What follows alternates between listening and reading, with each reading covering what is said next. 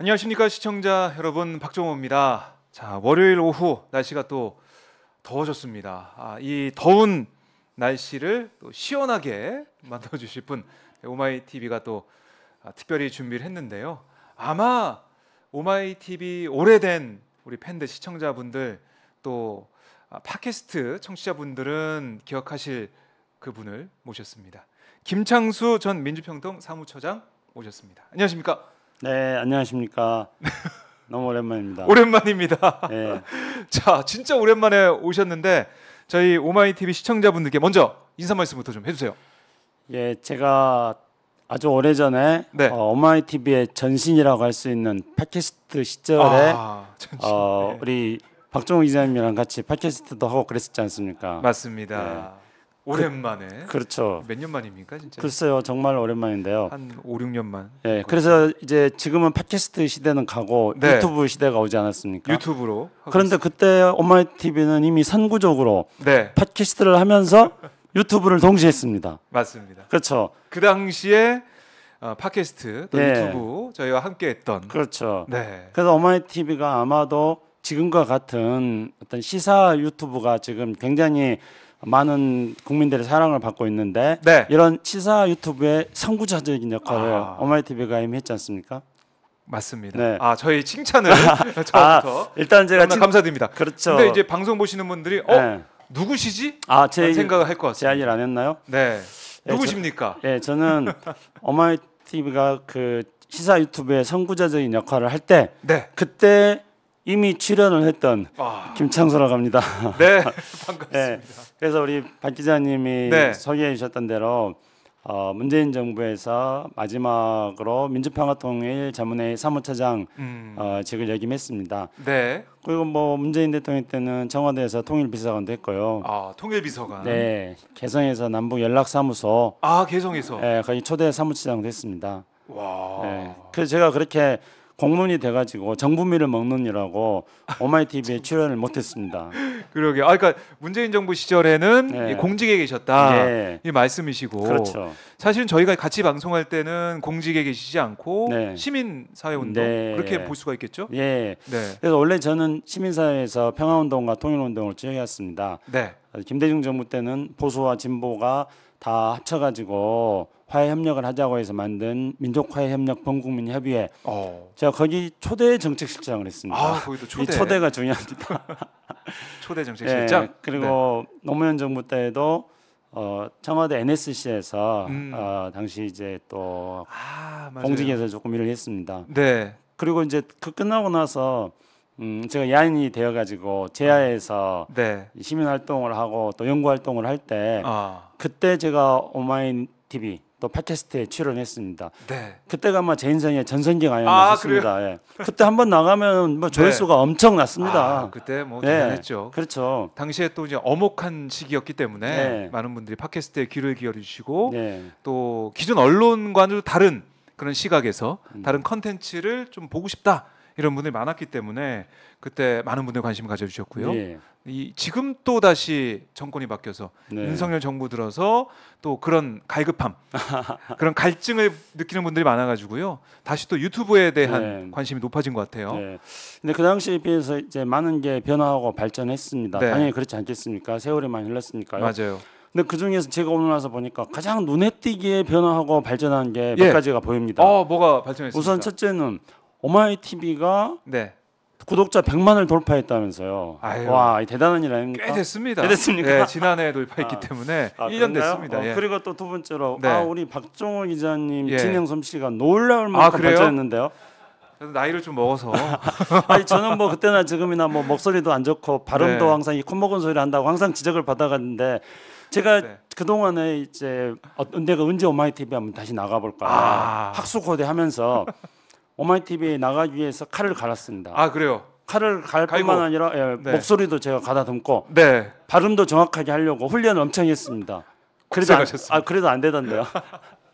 아유 뭐 지금 공직에 계시다가 네. 나온 지 얼마 안 되셔가지고 이제 다시 또 이제 방송을 시작하시게 되는데 사실 저희 애청자분들한테는 종창 브라더스로 많이 그렇죠. 알려져 있죠. 네. 그 종이 김종대 종이고 그렇죠. 창이 김창수의 창. 네. 뭐 아시는 분들은 아시겠지만은 종창 브라더스로 많은 인기를 네. 끌었어요. 그래서 이제 저희 김창수 종창 브라더스의 저 김창수는 이미 이제 네. 잊혀진 존재가 되어 버렸는데 요즘 보니까 우리 저의 당시 파트너였던 김종대 교수님. 의원은 김종대 교수는 지금 이 유튜브계에 있어서의 네. 이제 천하 제일의 고수가 되어 있더라고요. 거의 뭐 이 교수인데 네. 거의 이제 교스님이라고 해서 거의 요즘에는 종교처럼 네. 김종대 교수님이 네. 말씀을 하면 많은 분들이 좋아해 계시고 그렇죠. 공감하는 모습을 많이 보이고 계십니다. 원래 그 시절에도 네, 아는 것도 많고 말빨도 세고 그렇죠. 재미도 있고 네, 원래부터 그랬는데 이 박종훈 기자만 일취월장한 게 아니고 네. 우리 김종대 의원, 김종대 교수님도 완전히 일취월장해가지고 정말 이제는 한 그 교단 문파 뭐 이걸 형성하고 있어 보입니다. 맞아요. 저도 그 희하에 있습니다. 아유. 같이 이제 종창 브라더스로 이름을 날렸던 김창수 전 사무처장 모셔서 말씀을 좀 듣고 있는데요. 아마 이제 저희가 말씀을 나누다 보면은 김창수 우리 그때는 원장님이라고 했었나요? 그렇죠. 그때는 제가 코리아 연구원 원장으로 있어서 맞아요. 원장이었습니다. 김창수 원장님 반가워요 이러시는 분들이 아마 댓글에 등장할 것 같은데 그럼 제가 소개를 또 시켜드리도록 예. 하고 오늘 김창수 우리 전 사무처장의 얘기 좀 들어보고 예. 저의 궁극적인 좀 바람 목표는 네. 종창 브라더스의 부활입니다. 그때는 종과 창이 균형을 이뤘는데 네. 지금은 너무 압도적 차이가 나가지고요. 우리 네. 이 스님이 아니라 뭐라 그랬죠? 교수 수준에 지금 오르셔가지고 네. 그래 제가 조금 내공을 조금 한참 쌓은 다음에 네. 좋습니다. 네. 다시 한번 종창 브라더스 시즌 2를 한번 기대를 해보면서 네. 우리 김창수 전 사무처장 이 말씀을 좀 들어보면서 현안에 대해서도 같이 한번 저희가 들여다보도록 하겠습니다. 자, 먼저 저희 G7 얘기를 좀 먼저 했으면 좋겠습니다. G7 정상회의 일본 히로시마에서 있었는데 총평 좀 어떻게 보셨습니까? 뭐 G7회의에 우리 대한민국 대통령이 초대받아서 갔다는 것 자체가 우리 대한민국 입장에서는 네. 뭐 자랑스러운 일이죠. 대한민국 국격이 그만큼 높아졌다는 것이니까요. 우리가 국민들도 생각할 때 우리 대통령이 G7 정상들과 어깨를 함께 한다는 것에 대해서는 얼마나 흐뭇해하고 뿌듯해하겠습니까? 네. 그런데 이제 한꺼풀을 딱 벗겨보니까 일단은 G7에서 없는 게 몇 가지가 있어요. G7에서 없는 게 있다. 일단은 G7에서 한미 정상회담이 없습니다. 맞아요. 네, 한미 정상회담 없었어요. 한일 정상회담만 있었죠. 그렇죠. 뭐 한미 정상회담 우리 한미가 이제 지금 돈독하니까 없을 수 있다고 생각합니다. 그런데 이번에 G7에서는 한미일 한국 정상회담을 하기로 거의 다 알고 있었지 않습니까? 것처럼 보였어요. 근데 한미일 정상회담도 없었습니다. 대통령실에서는 했다고 하던데요. 2분 회담. 2분 회담을 저게 스탠딩을 서서 사진으로 좀 볼 수가 있지만. 근데 2분 회담 2분 동안 이제 대화도 하시고 뭐 통역도 하시고 또 사진도 찍으시고 2분 동안에 그런 짧은 시간 동안에 회담을 하시려면은 이 선문답을 나누셔야 됩니다. 선문답. 그러니까 이제 세 분의 정상들이 그 산속에서 30년 정도 돌을 닦고 나오셔야지 2분 동안에 그 모든 걸 다 할 수 있는 게 되는 거죠. 텔레파시를 통해서 느낌을 그래서 주고받고. 뭐 엄격하게 따지자면은 세 분의 이 만남. 회동은 있었지만은 한미일 정상회담은 없었다. 그러니까 정상회담이라면 우리가 이제 국기를 세워놓고 딱 앉아가지고 악수도 하고 사진도 찍고 격식을 차린 다음에 회담하는 게 정상회담인데 그렇죠. 그런 건 아니고 이제 스탠딩으로 잠깐 만났다. 서서. 뭐 워낙 이런 G7에 또 여러 초청 국가들도 많이 있었으니까 이런 다자간 정상회담은 뭐 일정을 쉽게 예상하기는 어렵습니다. 그렇죠. 그리고 또 자꾸 바뀔 수도 있습니다. 뭐 하여튼 또 우리 오마이TV 박종훈 기자님이랑 저랑 또 관대하지 않습니까? 그래 좋습니다. 없어도. 근데 또 왜 회담이 있었다고 말하는 건지. 한미일 어쨌든 만났고 근데 이제 한미 정상회담은 없었다. 확실한 거요. 그리고 또 이제 우리 국민들이 다소 조금 자존심이 상할 수도 있습니다만은 네. 기시다 총리는 보였고 윤석열 대통령은 안 보였다. 예. 윤 대통령 안 보였다. 윤 대통령께서 이번에 G7에 가셔서 네. 무엇을 하셨는지 우리 국민들이 기억에 남는 거는 많지 않을 거라는 생각이 듭니다. 저는 이제 관심 가지고 열심히 네. 윤석열 대통령님의 이 행적을 쭉 언론 보도를 통해서 살펴봤는데 네. G7에서 윤석열 대통령의 모습은 보이지 않은 반면에 기시다 총리는 그 기시다 총리가 원래 외교관 출신이지 않습니까? 네. 기시다 총리의 이 화려한 외교술 이런 건 완전히 돋보였다고 말씀드리겠습니다. 네. 윤석열 대통령이 이렇게 G7에서 스포트라이트를 받은 것도 있었죠. 네. 그때는 기시다 총리랑 같이 우리 한국인 히로시마 평화공원에 있는 희생자 유령비에 갔을 때, 네. 그때는 기시다 총리랑 같이 가서 우리 윤석열 대통령이 돋보이긴 했습니다. 그래요. 네. 같이 가서 돋보였다. 네. 그러니까 기시다 총리의 후광 속에서 윤석열 대통령의 존재감도 확 드러났던 것이죠. 자, 젤렌스키 대통령도 만났잖아요. 우크라이나 대통령. 그 젤렌스키 대통령 만난 것도 네. 뭐 그것도 윤석열 대통령의 많은 행적 중에 하나죠. 윤석열 대통령이 실제로 그 유령비만 간 건 아니고 또 젤렌스키 대통령을 만난 건 아니고 다른 정상들 많이 만났죠. 뭐 인도 총리도 만나고 그렇지만 이제 제가 말씀드린 거는 두드러지게 돋보이지 않았다는 건데요. 예를 들어 볼까요? 안 보였다. 그러니까 우리 대통령들이 지금까지 G7에 초청 받은 게 우리 언론에서도 4차례 초청을 받았다고 하지 않습니까? 4번째. 4차례 초청을 받았는데 바로 이 앞에 초청을 받은 게 2021년인가요? 2021년으로 기억합니다. 영국에서 저희 사진 나오고 있습니다. 나오나요? 그때 영국 총리가 우리 문재인 대통령을 초청했었죠. 네. 그래서 이제 그 당시에는 이렇게 다자회담 같은 거 열릴 때 미국의 바이든 대통령이라든가 또 전 세계 대통령들이 우리 문재인 대통령하고 만나고 싶어가지고 그래서 문재인 대통령의 일거수일투족은 항상 이렇게 두드러졌었습니다. 그래서 이제 대한민국의 위상이 국제사회에서 가끔 높아졌고 이건 다시 말한다면은 대한민국이 무엇을 해야지 국제사회가 그 대한민국의 영향 또는 대한민국의 의지에 의해 가지고 국제사회도 도움을 얻고 그래서 국제사회 공통의 과제들을 해결해 나갈 수 있는 그런 상태가 됐던 것이죠. 근데 이제 최근에는 우리 많은 전문가들이 이야기합니다만은 대한민국이 어떤 국제사회에서 어떤 변수로서 어떤 적극적인 역할을 하는 그런 존재감이 별로 지금 안 보인다. 존재감이 안 보인다. 좀 주체적으로 뭐 해보는 그런 모습들이 안 보이고, 그러니까 주목을 안 해도 되고. 그래서 제가 이제 윤석열 대통령께서 많은 또 G7에 가서 그러니까 많은 그 정상들도 만나시고 여러 가지 활동도 하고 연설도 하시고 그랬습니다만은 이제 두드러지게 보이지 않는다고 말씀드렸던 거는 이제 그런 이유 때문입니다. 그래요. 그러니까 사실은 문재인 전 대통령 같은 경우는 당시에 이제 평화와 이제 보건, 의료 이 부분, IT 분야 이런 부분들이 있어서 전 세계적으로 많은 관심과 주목을 받았었는데 이번에는 그게 좀 부족해 보이는 상황이고 어떻게 보면은 이제 한미일 그 한 축이라고 할까요? 그러니까 한미일이라는 그 하나의 이제 묶음 속에 들어가 있는 뭐 한미일의 하나의 이제 파트를 맡고 있는 그런 느낌이 드는. 그렇게도 말씀드릴 수 있겠고요. 또 이제 어떤 두드러진 역할을 한다는 게 어떤 선한 영향력을 행사할 때도 두드러진 역할을 할 수는 있겠죠.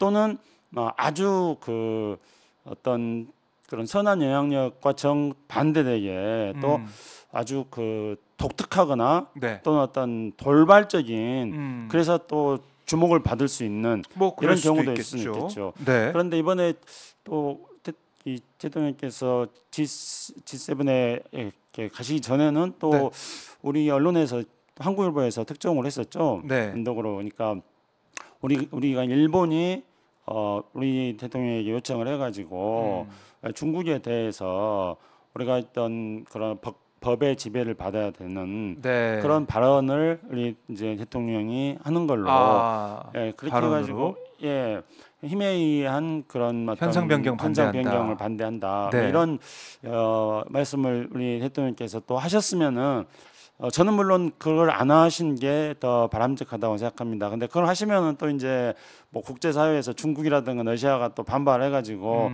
또 그렇게 선한 영향력을 행사하고는 전혀 반대되는 그렇죠. 차원에서 뭐 있죠. 돋보일 수도 있었을 거라고 두드러질 수도 있었을 거라고 생각합니다. 그런 면에서 예, 근데 그래서 예. 이제 그거는 뭐 그런 면이 두드러지지 않아서 문제가 있다 그렇게 말씀드리지는 않고요. 저는 그냥 네. 상황만 윤석열 대통령의 어떤 선한 영향력을 행사해서 많은 사람들이 많은 나라의 정상들이 네. 필요로 하는 그런 어떤 존재감 가시도 없었던 반면에 또한 어떤 그런 언론에서 사전에 보도됐던 것처럼 힘에 의한 현상 변경 그렇게 해가지고 우리가 미일과 중국이 대결하는 최전선에서 맞서는 그런 모습을 또 일부 언론에서 보도해서 그렇게 될 거라고 예측하는 사람들도 있었습니다만은 네. 그런 것도 없었고 그러니까 이제 저는 그냥 뭐 이래저래 주목받을 일이 없었다. 그래서 그게 제가 어떤 가치 판단을 가지고 평가를 하는 게 아니고 윤석열 대통령의 존재감이 그렇게 두드러지지 않았다는 현상에 그래요. 대해서 이야기를 드렸습니다. 네, 윤석열 대통령이 잘 안 보이는 그런 일정이었다 이런 말씀이신데, 네. 근데 국민의힘에서 낸 평가를 보니까 네. 심리적으로 이제 A씨 네. 됐다. 이런 논평을 내서 이것도 회자가 지금 많이 되고 있습니다. 온라인상에서. 어떻게 네. 보세요? 심리적으로 좀 어떠십니까? 그게 그런 게 정신승리 아닙니까? 정신승리. 예. 그러니까 이제 우리가 G8이 되려면은 예. G8에 걸맞는 걸 해야 됩니다. 그럼 G8에 걸맞는 걸 한다는 거는 많은 나라들이 네. 대한민국의 어떤 영향력을 필요로 할 뿐만 아니라 대한민국이 움직이면은 많은 나라들이 네. 대한민국의 움직임이 상수가 되어가지고 많은 나라들이 거기에 따라올 수 있는 이런 우리가 아젠다를 이렇게 던지는 것들 이런 정도의 국가 역량을 지금 현재 대한민국은 가지고 있습니다. 네. 우리가 문화적으로도 그렇고 보건의료 역량이라든가 또는 지금과 같은 상황에서 국제사회에서 많은 나라들이 네. 대한민국에 대해서 열광을 하고 있습니다. 그럴 때 우리가 이런 것들을 레버리지를 해가지고 네. 또 뭐 반도체라든가 뭐 배터리라든가 또 우리가 지금 현재 국제적인 이른바 경제 안보가 이야기되는 상황에서 대한민국이 가질 수 있는 레버리지가 많이 있지 않습니까? 네. 이런 레버리지를 바탕으로 해서 국제사회를 움직일 수 있는 우리가 다른 나라들이 대한민국의 상수가 되고 네. 그 대한민국이 던진 아젠다에 따라서 국제사회가 또 보조를 맞춰주는 이런 우리가 그렇게 된다면 그렇게 된다면은 이제 우리가 이제 G8 국가로서 심지어는 이제 아직 G8에 정상적으로 가입을 못했다 하더라도 네. 사실상 G8 국가와 다름없다는 자부심을 가질 수 있다고 생각합니다. 하지만 지금의 우리 대한민국은 네. 대한민국이 가지고 있는 국격 또는 국력에 맞게 거기에 해당되게 국제사회에서 어떤 영향력을 행사하고 있는 그런 어떤 우리만의 아젠다를 가지고 국제사회와 호흡하고 있는 그런 국가로서는 우리 역량 발휘를 충분히 지금 못하고 있다고 생각합니다. 네. 그런 상태에서 우리가 G8이다 심리적 G8이라고 했나요? 네. 그게 바로 이제 요즘 말하는 정신승리다. 제가 그렇게 말씀드릴 수 있겠습니다. 그래요. 심리적.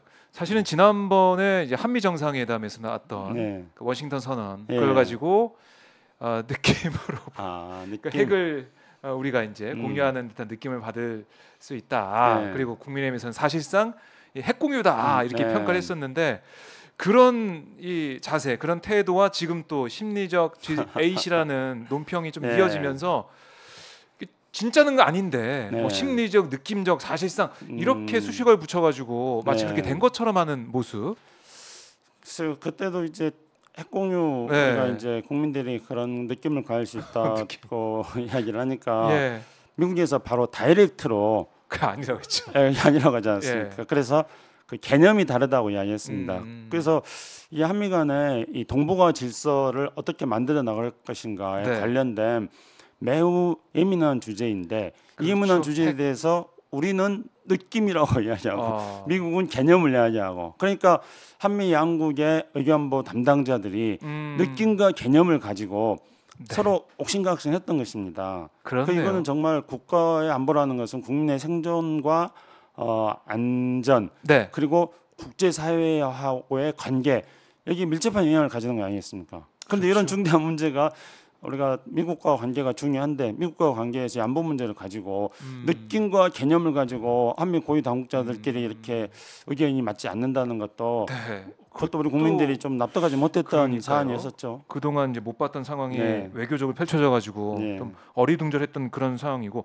자, G7은 다시 돌아와서 보면 결국에는 이번 G7의 이제 핵심 몇 가지가 있겠지만 그 중에 이제 중국과 러시아에 대한 견제 이걸 이제 확실히 하고 있는 거 아니겠습니까? 물론 뭐 중국과는 좀 러시아 비교해 볼 때 다른 부분도 있겠지만 어쨌든 그러니까 중국과 러시아를 견제하는 모습, 특히 이제 한미일 같은 경우는 더 이게 밀착이 되면서 더 견제하는 강도가 더 세지지 않을까 이런 얘기도 나오고 있던데 어떻게 평가하십니까? 이제 국제사회 흐름이 굉장히 지금 미묘하게 되고 있습니다.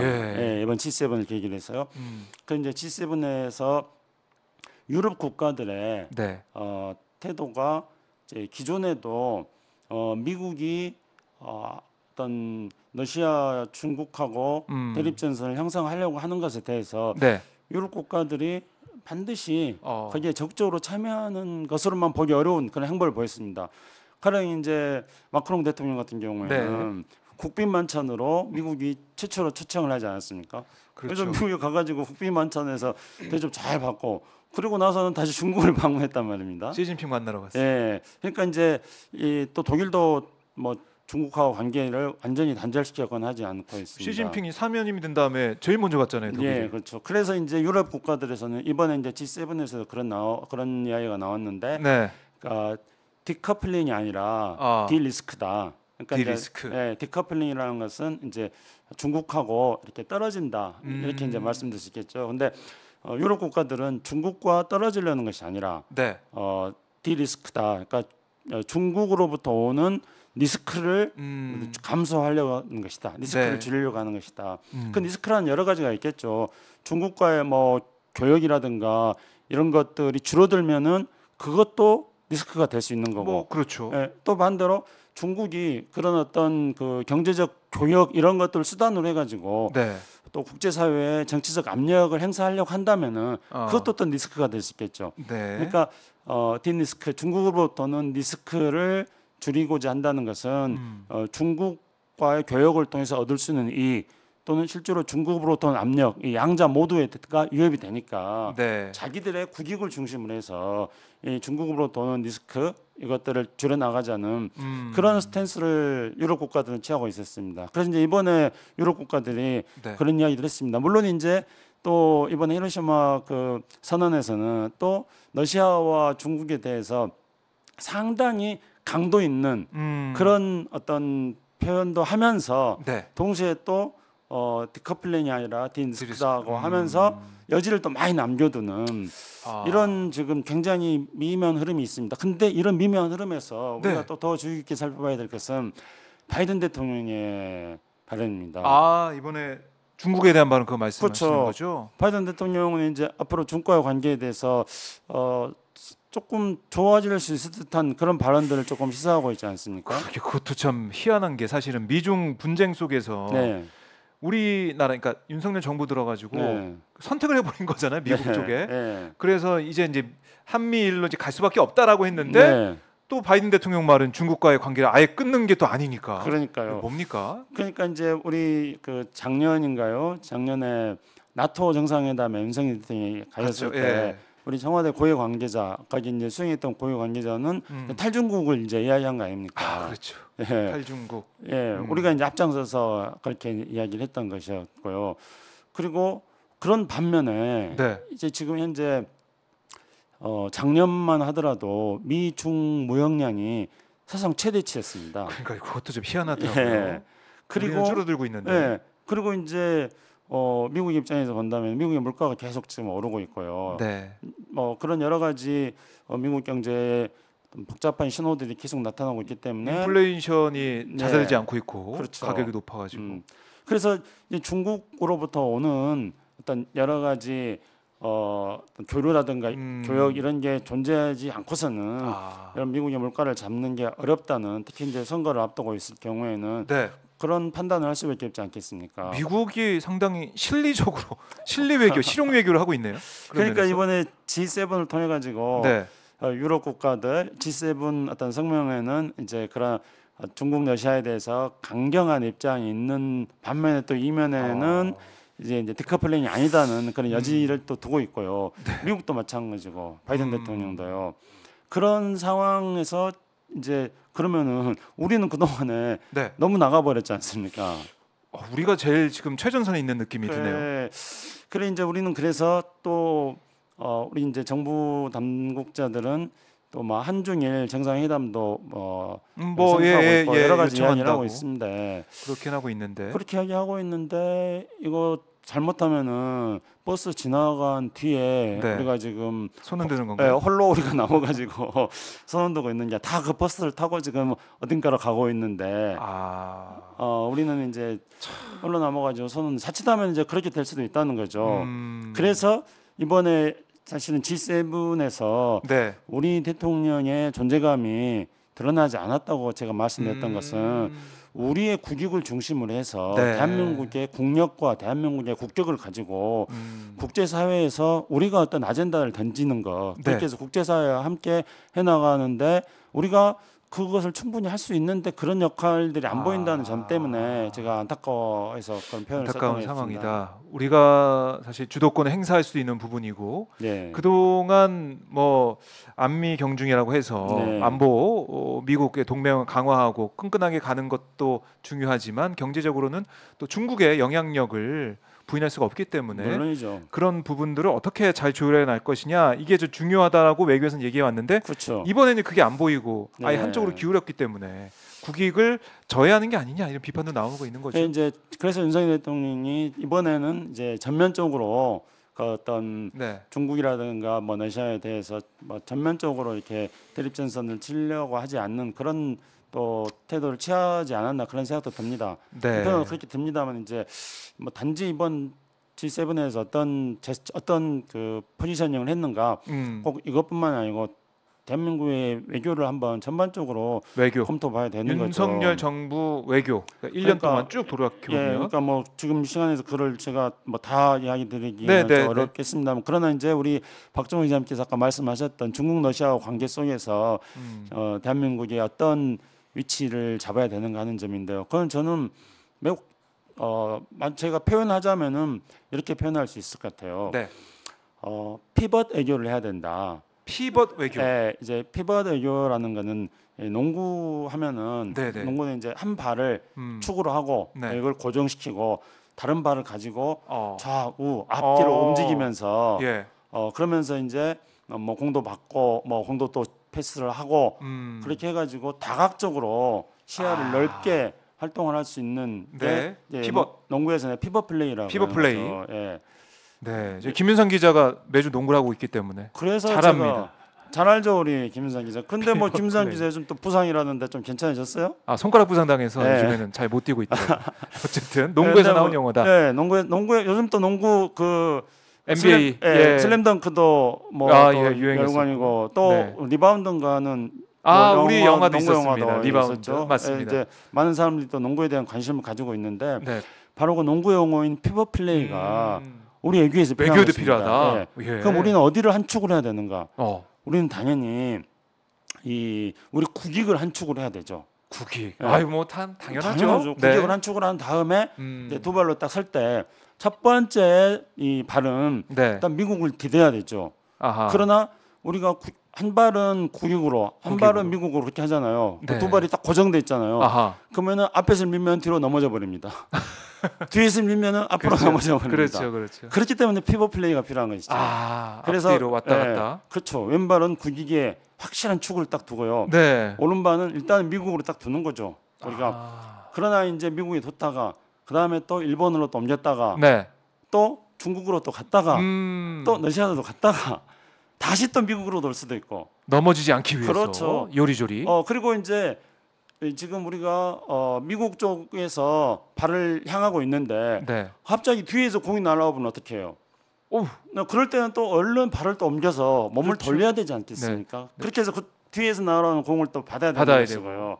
이런 유연한 또 외교가 필요한 것이죠. 이게 피벗 플레이. 피벗 플레이. 그러니까 이 양 발을 양 다리를 딱 고정시켜 놓고 움직이지 않고 있는 네. 게 아니라 네. 한 발은 국익 네. 딱 기준을 잡고 그렇죠. 그 다음에 한 발로 몸을 이제 움직여가면서 그렇죠. 공도 피하고 공도 네. 잡고 네. 이렇게 하는 게 필요한데 네. 그게 지금 안 되고 있다. 네.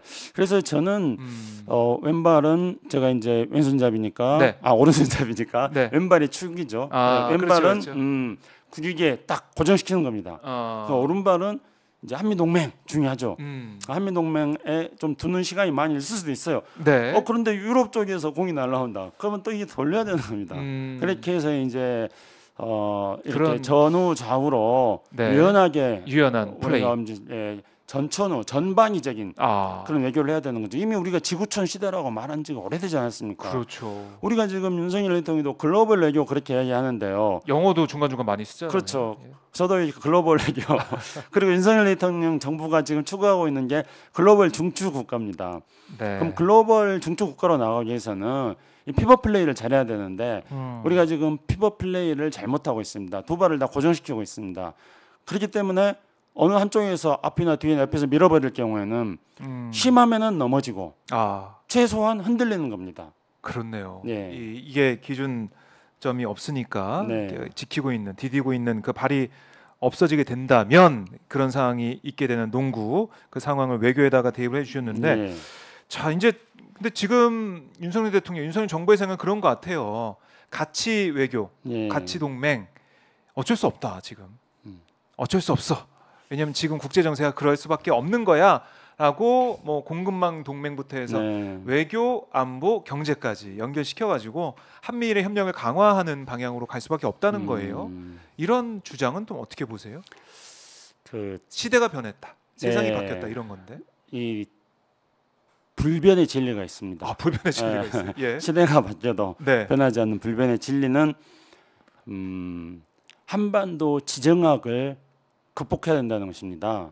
아 그거는 사실은 변할 수가 없으니까 그렇죠. 한반도라는. 한반도 지정학. 예. 한반도 지정학은 우리는 아주 오랫동안 네. 한반도 지정학에서 잘못할 경우에는 우리가 족쇄처럼 숙명처럼 우리를 붙잡아 매고 우리를 올가맸습니다. 네. 우리가 역사적으로 보더라도 대륙 세력과 해양 세력 사이에 있는 그런 반도 국가가 아닙니까? 네. 그러면은 이제 역사적으로 보면은 대륙과 해양에서 커다란 지각 변동이 일어나면은 그럴 경우에는 우리는 대륙에서 왕조가 바뀌거나 해양에서 어떤 새로운 변화가 생기면은 우리는 거기에 지금까지 치명적인 타격을 받아왔습니다. 아주 멀리도 갈 수도 있지만은 네. 고려 말 조선 초에도 그러지 않았습니까? 대륙에서 원나라에서 명나라로 바뀌니까 네. 우리는 왕조가 바뀌었습니다. 또 대륙에서 명나라에서 청나라로 바뀔 때 네. 우리는 거기에 대한 대응을 어떻게 하느냐 여기를 가지고 국내 내부에 여론의 어떤 분열이 있었습니다. 네. 그렇게 가지고 결국은 또 병자호란이 있었던 거였고요. 그렇죠. 예. 또 일본이 이른바 이제 우리 구한말에 일본이 세계적으로도 굉장히 빠르게 메이지 유신을 통해 가지고 근대화에 성공한 나라였죠. 해양에서 또 그런 변화가 생기니까 우리는 거기에 대응을 정확하게 잘 못하고 있다가 네. 우리는 35년간 일제 식민지 강점이라는 우리 민족사에서 체육적인 그 순환을 겪어야 했지 않습니까? 그렇죠. 2차 대전 이후에 형성된 세계 질서 속에서 우리는 한반도의 땅에서 또 전쟁이 일어났던 거였고요. 네. 이런 어떤 그 대륙과 해양의 변동에 따라서 치명적인 타격을 입을 수밖에 없는 어떤 우리의 지정학을 극복해 나가는 거는 그거는 또 마찬가지로 피벗 외교가 필요한 것입니다만 그 네. 대륙과 해양 사이에 있다는 점을 강조를 한다면은 네. 가교 국가가 돼야 되는 것이죠. 가교 국가. 가교 국가. 네, 뭐 영어도 쉽습니다. 브릿지. 브릿지. 연결을 해주는. 그렇죠. 대륙과 해양을 연결하는 그 브릿지가 돼야 됩니다. 그렇네요. 예, 그런데 지정학적으로 봤을 예, 때. 브릿지가 돼야 되는데 네. 지금 이 브릿지가 되려고 하지 않고 네. 어느 한쪽으로 이렇게 쏠려야 된다면은 우리는 지금까지 이 지정학의 숙명처럼 우리가 끌려다녔던 그런 역사를 또 우리 순환의 역사가 되풀이되지 말라는 법이 없는 것입니다. 이런 것들을 극복하는 게 바로 우리가 한반도 지정학을 어떻게 하면은 이 한반도의 가교 국가가 되어가지고 우리 민족의 어떤 평화와 또 번영을 이뤄낼 것인가. 네. 그거는 우리 생존의 기본이지 않겠습니까? 그렇죠. 그게 필요한데 이제 지금 만약에 구조적으로 지금 이렇게 돼 있다. 한미일이 지금 이렇게 어쩔 수 없다 그러는데 이 어쩔 수 없다는 이 절망과 체념이라는 거는 저는 뭐 그냥 뭐 패배주의다 이렇게 말씀드리는 게 아니고요. 그거는 그냥 이 유행에 편승하는 거다고 생각합니다. 아, 유행에 편승하는 거다. 유행에 편승하는 건데 그래서 이제 바이든 대통령이 뭐 중국과 또 트럼프 대통령 때부터 이제 중국과 대립각을 세우니까 거기에 편성했던 거였죠. 그런데 지금 바이든 대통령조차도 중국과 관계 개선을 암시하는 그런 지금 이야기들을 계속 하고 있고요. 유럽 국가들도 지금 마찬가지고요. 그러면은 그렇죠. 시진핑 만나러 가고. 그래서 이게 지금 구조적으로 어쩔 수 없다. 이렇게 말하는 거는 이 지금 G7 이후에 미묘하게 지금 변하고 있는 이 흐름에 대해서 우리는 유연하게 피벗으로 대응하지 않고 두 발 꼿꼿이 있다가 뒤로 넘어지게 되는 상황을 스스로 처리하게 되는 그런 상황 인식입니다. 네.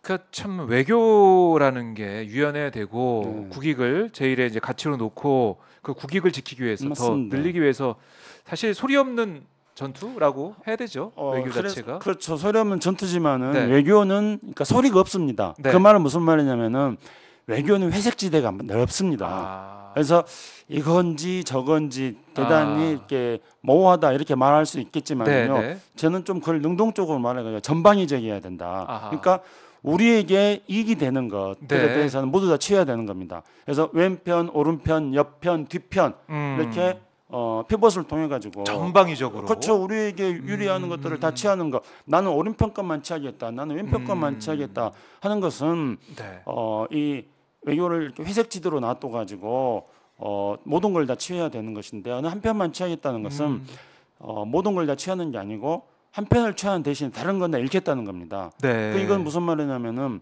외교는 그렇게 회색지대를 좀 두면서 피벗 플레이를 해야 되는데 한 편만 취하겠다고 하는 것은 회색지대가 아니라 전쟁을 하겠다는 거예요. 흑과 백을 분명히 하겠다는 겁니다. 그렇네요. 회색지대 없이 흑과 백을 분명히 하겠다는 한쪽만 백을 취하든지 또는 흑을 취하든지 한쪽만 분명히 하겠다는 거 아니겠습니까? 근데 한쪽만 분명히 하는 것은 실제 전쟁입니다. 적과 아의 구분을 뚜렷하게 만드는 것 이것은 전쟁입니다. 하지만 외교가 소리 없는 전쟁이라고 하는 것은 적과 아를 뚜렷하게 만들지 않고 회색지대를 만들어 둠으로써 어떤 완충지대를 확보하는 것이죠. 그러면서 제가 말씀드렸던 전방 외교, 피벗 플레이를 해야 되는 것입니다. 그게 외교입니다. 네, 자 윤석열 정부 이제 1년 동안의 외교를 이제 돌아보면서 피벗 플레이가 필요하다, 회색지대가 필요하다 이렇게 지적을 해주셨고, 자 다시 한번 G7으로 좀 돌아와봐서 얘기를 좀 더 이어가 보면 이번에 이제 히로시마 이제 평화공원 참배를 했지 않습니까? 기시다 총리와 윤석열 대통령이 참배를 했는데 이걸 굉장히 우리는 윤 대통령 또 대통령실 높게 평가했단 말이죠. 정말 진정성이 느껴지고 있다. 왜냐하면 거기 희생자 중에는 뭐 징용공 이른바 강제동원 피해자분들이 있기 때문에 이 넓은 의미에서 보면은 다시 또 사죄한 거 아니냐. 그러니까 지난번에 우리 국내에 와서 가슴 아프다라고 얘기했던 그걸 이어서 계속의 진정성을 좀 보이고 있다라는 평가도 하고 있는 것 같아요. 어떻게 보십니까? 뭐 윤석열 대통령이 히로시마 평화공원에 있는 한국인 원폰 희생자 유령비에 기시다 총리랑 같이 간 것 자체는 저는 환영할 만한 일이라고 생각합니다. 왜냐하면은 히로시마 나가사키에서 그 일본에 의해서 끌려간 그 우리 동포들이 거기서 정말 그 3만 명에 가까운 우리 동포들이 희생을 당했습니다. 그런데 우리 원폭 희생자들이 그런 어떤 모임을 만들어 가지고 위령비도 설치를 했습니다만은 제가 80년대, 90년대 그런 원폭 희생자들과 연대해 가지고 운동을 할 때 일본의 우익들은 히로시마 공원에 한국인 희생비, 위령비를 들여놓는 것 자체를 반대를 했습니다. 그래서 우리 한국인 희생자 위령비는 히로시마 공원 안에 들어가지도 못했던 거였죠. 근데 이제 히로시마 공원 안에 있고 거기 한일 대통령이 같이 갔다는 것 자체에 대해서는 저는 환영합니다. 그런데 이제 우리가 그 이면에 있는 여러 가지 흐름들을 읽어봐야 되지 않겠습니까? 우선은 일본의 이 태도입니다. 일본의 태도는 일본의 전략이라고 봐야겠죠. 그러니까 기시다 수상은 이제 외교관 출신이기 때문에 그리고 또 한 가지는 기시다 총리는 지역구가 히로시마입니다. 히로시마죠. 예, 3대째 이제 히로시마에서 국회의원을 하고 있습니다.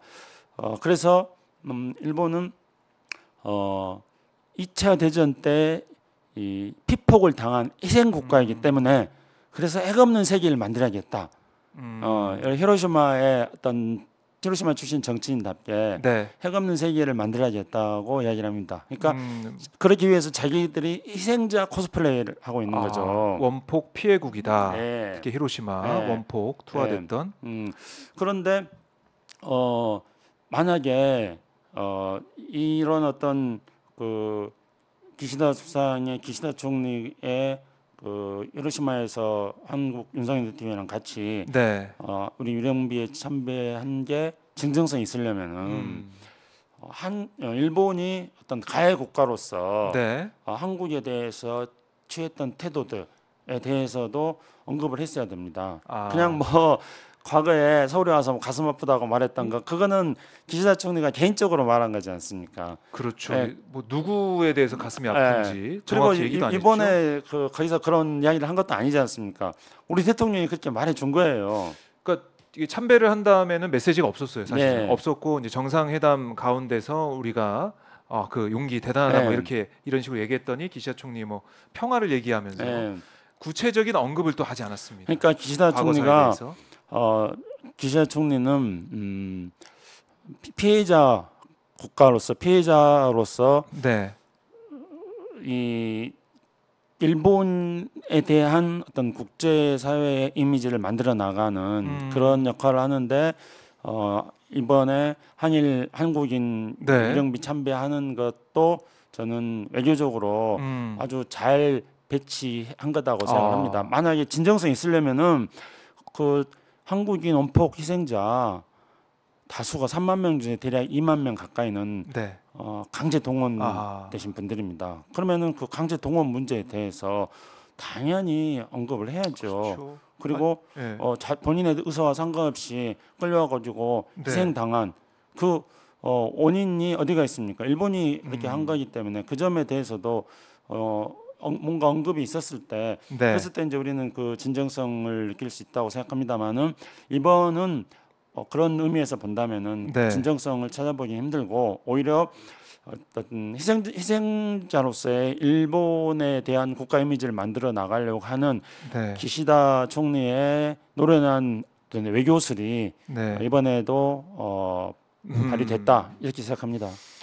그러니까 사실은 이 원폭 피해국이라고 하지만은 왜 원폭 피해를 당했는지 이거부터 사실 얘기를 해야 되잖아요. 해야 되고 우리 이제 희생자 뭐 추모하는 그 위령비 앞에서 참배를 했다고 하지만은 왜 우리 한국 사람들 조선인들이 거기까지 오게 됐는지 이것도 다 돌이켜 보면서 거기에 대한 입장을 밝히고 메시지를 내고 고개 숙이고 사과하고 그게 전제가 돼야지 이 스토리가 맞는 건데 세기가 맞는 건데 그건 딱 빼고 원폭 피해국이다. 원폭 피해 당했다. 희생자들이 있다. 그래서 참배한다. 그 이게 앞뒤가 안 맞는 거 아니겠습니까? 이렇게 강제 동원한 중용으로 끌려간 이런 분들에 대해서도 기시다 총리는 과거에 아베 총리가 했던 말 그대로 식민지 시절에 뭐 조선인들 뭐 여기 와서 노역하는 뭐 이런 제가 지금 오뎅이 정확하게 생각이 안 나는데 그런 식으로 그냥 제목에도 말하지 않았습니까? 그러니까 강제 동원 여부에 대해서 인정을 하고 있지 않는 것이고요. 그리고 이제 한일 정상회담에서 기시다 총리가 말하는 것도 역대 일본의 내각과 입장을 같이 한다는 것이지 않습니까? 이제 그 말을 계속 반복을 하고 있는데요. 근데 이제 역대 일본의 내각 입장이라는 것도 우리가 좀 잘 살펴봐야 됩니다. 그러니까 우리 국민들이 일본에 대해서 한없이 사과만 해라 우리가 이렇게 주장하는 것은 아닙니다. 일본의 사과가 지금까지 진정성이 없었기 때문입니다. 그러니까 일본 역대 내각의 입장이라는 것은 사과하고 나서 그다음에 곧바로 이를 뒤집는 행동이나 이를 뒤집는 어떤 말을 했기 때문에 그러니까 내각에 따라서 달라지는 그 말 있었죠. 그리고 대부분의 내각이 그랬습니다. 사과하고 나서 바로 이를 뒤집는 발언을 하거나 바로 이를 뒤집는 행동을 했습니다. 그래서 지금까지 이제 우리 지금 현재 대통령실 용산 대통령실에서는 일본이 뭐 62차례인가 사과를 했는데 계속 사과만 하라는 말이 있느냐 이렇게 좀 이야기를 하고 있습니다. 근데 이건 일본의 논리입니다. 그 일본이 만약에 62차례 사과를 했다면은요, 네. 일본은 120차례 이 사과를 뒤집는 말과 행동을 한 겁니다. 그러니까 그거는 이제 제가 한번 쭉 조사를 해본 적이 있습니다. 김영삼 그래요? 대통령 때부터 네. 김대중 대통령, 노무현 대통령, 이명박 대통령, 박근혜 대통령, 뭐 문재인 대통령이 쭉 이르기까지 네. 취임 초에 박근혜 대통령만 빼놓고 다른 모든 대통령들은 취임 초에 예. 한일 관계 개선을 위해서 적극적인 노력을 했습니다.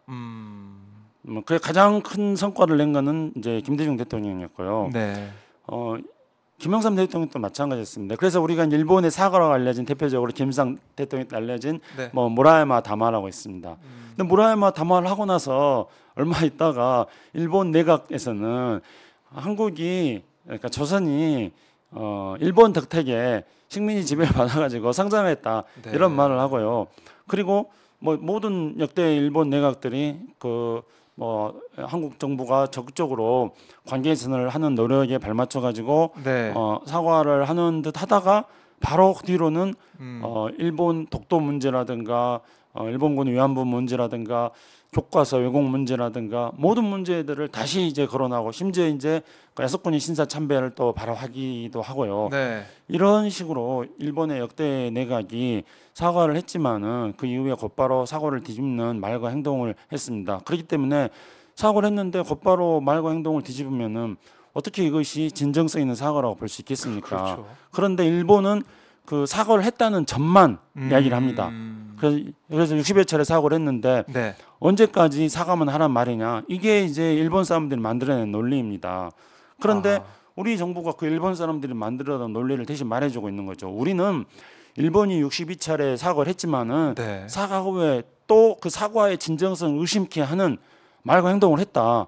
그렇기 때문에 우리가 일본에 대해서 미래지향적인 한일 관계를 당연히 만들어 나가야 되지만 과거에 일본이 사과했던 것들에 대한 진정성이 없으니까 그런 의문을 우리 국민들이 안 가지게 만드는 거 네. 그런 게 중요하지 않겠습니까? 그렇죠. 이번에 강제 동원 피해자 배상 문제도 진정 어린 사과를 해왔다면 이걸 그냥 이렇게 뭉개면서 사실 이 수출 관련된 쟁점, 공방이 생긴 것도 일본이 이걸 우리 법원의 결정을 받아들이지 않는 그런 상황에서 시작된 거 아니겠습니까?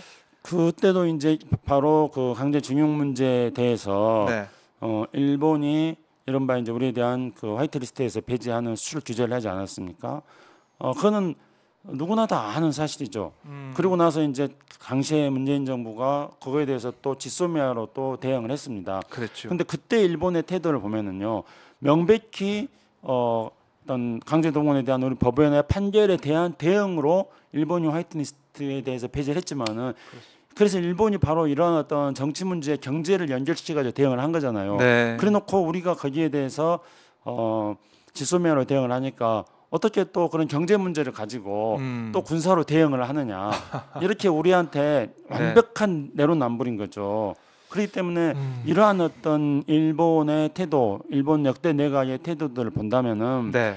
우리 입장에서는 의문이 많이 갑니다. 그래서 저는 이거에 대해서 일본의 역대 내각에 대해서 제가 어떻게 뭐 좀 품위 있게 이야기를 하자면은요. 네, 우리 전 상상 속에 아시아권에서 상상 속의 동물 중에 교라는 동물과 활이라는 동물이 있습니다. 교? 네, 교라는 동물이 있고 활이라는 동물이 있는데 저는 일본의 이런 방금 말했던 그 강제 동원에 대한 대응으로서의 화이트리스트를 해놓고 그거에 대해서 그게 아닌 것처럼 말하거나 또는 사과를 해놓고 곧바로 또 이를 부정하는 말을 해놓고 우리는 언제까지 사과만 할 거냐 이렇게 말하거나 이러한 어떤 일본의 태도들이 우리 국민들이 생각할 때는 바로 그런 상상 속에 나오는 교나 활과 같은 동물들을 연상케 한다는 겁니다. 교나 활과 같은 동물이 뭔지에 대해서는 제가 품위 있게 말을 해야 되니까 말씀드리지 않고 한번 검색해보면 금방 나옵니다. 알겠습니다. 품위 있게 말씀을 해주셨는데 참 이번 이제 후쿠시마 오염수 시찰단도 어제 일본으로 건너가서 오늘부터 뭐 일정을 시작한 그런 상황인데 이래저래 참 많은 분들이 걱정하고 계십니다. 그 뭐 많은 국민들이 다 이야기하니 과연 일본에 면제부만 주는 거 아니냐. 결국은 이제 오염수 방류하고 뭐 그런 수순으로 가는데 우리가 들러리 되는 거 아니냐 이런 염려를 많이 하고 있지 않습니까? 이것도 이제 기시다 총리 도와주는 셈이 그렇죠. 되는 거고요. 근데 이제 제가 이렇게 이번에 이 시찰단 가는 것들 살펴보면은 일단은 몇 가지가 또 있습니다. 일단 첫째, 어디 가서 뭘 하는지를 정확하게 잘 모르겠다. 물론 일부 공개되고 있습니다만은 정말로 우리 국민들이 의문을 가지는 것들을 완전히 해소할 수 있는 그런 시찰이 되는 건가? 일본 사람들 말하는 것처럼 단지 일본이 설명해 주는 것만 우리가 듣고 오는 건가? 이런 점에 대해서 약간 조금 불확실성이 있다는 것이죠. 네. 결국은 이제 우리 국민들이 염려하는 거는 일본이 설명하는 것만 듣고 오지 않겠느냐 이걸 염려하는 거 아니겠습니까? 그런데 시찰단 구성한 것도 보면은 시찰단이 누구누구 구성돼 있어요? 한 명밖에 모르겠어요. 저기 지금 나오시는 그러신가요? 유키 그러니까 단장. 시찰단이 너무 불투명한 사람들로 그러니까 시찰단의 구성 자체가 너무 불투명하다는 거죠. 그러니까 거기 가서 우리가 국민들이 원하는 것들을 확실히 얻을 수 있을지에 대해서 불확실하고 그리고 시찰단 구성 자체도 불투명하고 아니 우리 국민들이 원하는 것을 확실히 얻는다 한다면은 다 공개하고 가가지고 자랑스럽게 우리 국민들이 얻을 수 있는 성과를 가져와야 되는데 이 시찰단 명단을 공개하지 않는 것부터가 이미 일본이 원하는 방식으로 가겠다는 것을 암시해주고 있지 않는가 저는 그런 생각이 듭니다. 그리고 무슨 취재단들도 전혀 지금 그렇죠. 참가하고 있지 않잖아요. 안 됐죠. 그래서 결국 불투명한 상황에서 시찰단이 갔는데 시찰단이란 말 자체가 결국엔 이제 보고 그냥 오고 오는 거다라는 그게 전제가 돼 있기 때문에 실효 채취도 안 한다고 하니까. 그렇죠. 그러니까 이제 시찰단을 구성하고 있는 그 범위만 알려지지 않았습니까? 그래서 보니까 이제 우리 그 원자력 안전기술원, 또 해양과학기술원, 뭐 이런 관계자들이 물론 전문가들이 있죠. 그렇지만 전문가 민간 전문가들은 또 포함되어 있지 않다고 합니다. 그러니까 이 구성만 보면은 어떤 결론이 나올지 예상이 되니까. 그렇죠. 그래서 이제 그 어떤 그분들 같은 경우에는 또 그 우리 정부가 뭐 그냥 하면은 거기에 대해서 특별한 의견을 달지 않을 뿐만 아니라 오히려 이제 어떤 전문가들 이런 이야기도 하는 걸 들었습니다. 그러니까 우리나라에 존재하고 있다고 하는 그 원전 카르텔 이것과 관련된 분들이 시찰단을 구성하고 있지 않느냐 이런 또 왜냐하면 명단이 완전하게 공개되지 않으니까 그런 의문을 가지는 분도 있습니다. 명단 자체도 지금 베일에 쌓여 있으니까 그런 지적이 나오고 있는 것이고. 그러면은 만약에 그대로 실제로 그렇게 원전 카르텔, 원전 마피아 이런 분들이 시찰단을 어떤 주류로서 구성을 하고 있다면은요. 문제는 또 다른 국면이 될 수 있는 거죠. 왜냐하면은 일종의 그분들의 이해관계에 맞는 그 결론을 내리게 되지 않겠습니까? 그래서 이거는 잘못하면은 고양이에게 생선을 맡긴 격이 되는 겁니다. 그래서 우리 국민들은 여전히 이것을 알고 싶죠. 알고 싶은 그런 우리 국민들의 어떤 열망이 있습니다. 그런데 우리 국민들이 알고 싶은 열망을 충족시켜 주는 것이 아니고 이 원전 카르텔 뭐라고 말하는 그런 분들의 이 이익만 충족시켜주는 이런 게 되지도 않을까 염려가 지금 벌써부터 나오고 있는 거죠. 그러니까 이게 다 이제 이른바 원전 생태계, 원전 산업과 연결돼 있는 그런 면제부일 수 있다라는 우려가 나오고 있다는 것이고 사실 이게 해양 방류를 꼭 해야 되느냐 근본적인 질문도 안 할 수가 없어요. 그렇게 이 영국의 그 교수 와가지고 10리터도 마실 수 있다. 알프스 거치는 거라면 마실 수 있다 이렇게도 얘기를 하던데 그렇게 뭐 좋은 거고 마실 수까지 있다고 하면 그걸 제거한 다음에 알프스 통과한 그 물을 그냥 용수로 쓰면 되지 않습니까? 뭐 마시지 못하더라도 뭐 생활용수 쓰던가 그렇게 하면 될 텐데 굳이 해양 방류 한다고 하니까 이것도 참 근본적으로 문제가 있는 거 아니겠습니까? 그러니까 알프스를 통해서 이 처리가 되는 게 뭐 삼중수소라고 하지만 전문가들 얘기를 들어보면 또 처리되지 않는 것들도 실제로 존재한다고 하기 때문에 삼중수소 말고도 여러 가지가 염려된다 이거 아니겠습니까? 그래서 이제 그런 염려들이 있기 때문에 실제로 이런 염려들이 기후인지 아니면은 어느 정도 신빙성이 있는 건지 네. 우리 시설단이 가가지고 그걸 확인해야 되지 않겠습니까? 국민들은 그걸 궁금해하는 겁니다. 그렇죠. 그렇게 할 가능성이 현재로서는 뭐 그렇게 높아 보이지 않기 때문에 네. 대다수의 국민들이 결국은 시찰단이 가서 일본이 원하는 대로 네. 하게 되겠구나 이런 네. 지금 걱정을 하고 있는 거죠. 그러니까 이게 이제 오염수라고 부르는데 이게 뭐 일본에서는 처리수라고 부르고 예. 우리 이제 여권에서도 오염 처리수라고 불러야 된다 이런 얘기도 나오고 있는 네. 것이고요. 사실은 핵폐수 아니냐 네. 이런 얘기도 지금 나오고 있는 거 아니겠습니까? 우리가 처리됐지만은 네. 일본 사람들이니까 처리됐다고 말하지만은 그 어떤 핵종 오염 물질들이 완전하게 처리되는지에 대해서는 누가 장담합니까? 그렇죠. 그렇기 때문에 이게 우리 지금 뭐 과학적 검증 이야기들을 지금 많이 하고 있는데 실제로 완전하게 처리됐는지 과학적으로 검증되기 전까지는 이거를 오염수라고 하는 게 맞죠. 그걸 어떻게 처리수라고 합니까? 그 일본 사람들이 하는 이야기죠. 네, 참 이래저래 이제 답답한 그런 상황이고 시찰단 다녀온 다음에 결과가 어떻게 나올지 모르겠지만은 글쎄요, 이 결과를 좀 신뢰할 수 있을지 벌써부터 의문이 제기가 되고 있는 겁니다. 자, 저희가 한 시간 정도 벌써 얘기했어요. 벌써 됐습니까? 네. 어떠셨어요? 1시간 얘기. 뭐 저는 그 동안에 이 100만 구독자를 돌파한 오마이 TV에 출연하고자 정말 목을 빼고 기다리고 있었습니다. 이런 거를 그러셨어요. 오매불망 학수고대라고 하지 않습니까? 네. 오매불망 학수고대에서 드디어 왔는데. 드디어 오셨어요. 근데 또 막상 멍석 깔아주면 또 잘못한다고. 아유, 뭐 잘하셨고요. 조금 괜찮았어요? 네. 차분하게. 그렇습니까? 외교부터 일본과의 관계, 또 이 오염수 관련된 시찰단 얘기까지 쭉 잘 풀어주셨습니다. 현안에 대해서 이제 제가 뭐 살짝 조금 준비를 해가지고 제가 이렇게 패드를 가지고 와서 패드에다 따로 적어놨거든요. 네네. 안 빠뜨리고 이렇게 제가 하시려고. 조금 하긴 했습니다. 근데 뭐 중요한 건 사실은 또 말 못한 게 있어요.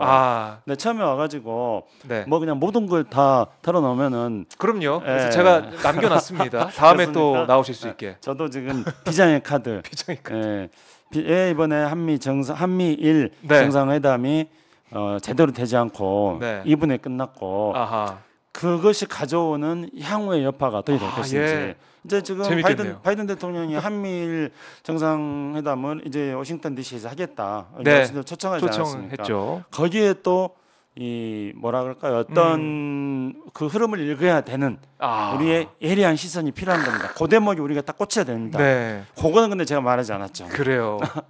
다음에 또 나오세요. 알겠습니다. 제가 그동안에 오매불망 학수고도 했는데 오늘 한번 딱 이렇게 일단 몸풀이식으로 했는데 오늘 한번 하고 나서 여전히 발음도 안 좋고 그렇다고 해가지고 다음에 안 부를까 봐서 그래 제가 비장의 카드를 남겨놓았다고 마지막에 이렇게 공개를 하는 겁니다. 네, 그럴 것 같아서 제가 또 나오시라고 말씀을 또 드렸습니다. 자, 강선희님이 김창수, 김종대 화이팅.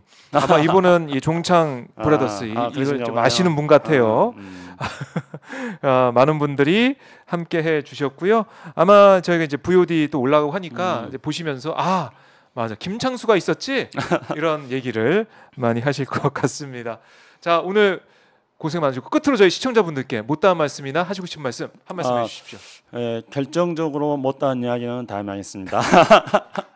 그리고 오늘 정말 오랜만에 이 유튜브 방송이 지금 많이 있는데 다른 유튜브 방송도 제가 출연해본 적도 없습니다. 몇 년 만에 오마이 TV에 처음 왔는데 사실은 약간 조금 설레는 그런 마음이 있었습니다. 그래서 제가 조금 부족하고 좀 모자란 점 많이 있다 하더라도요.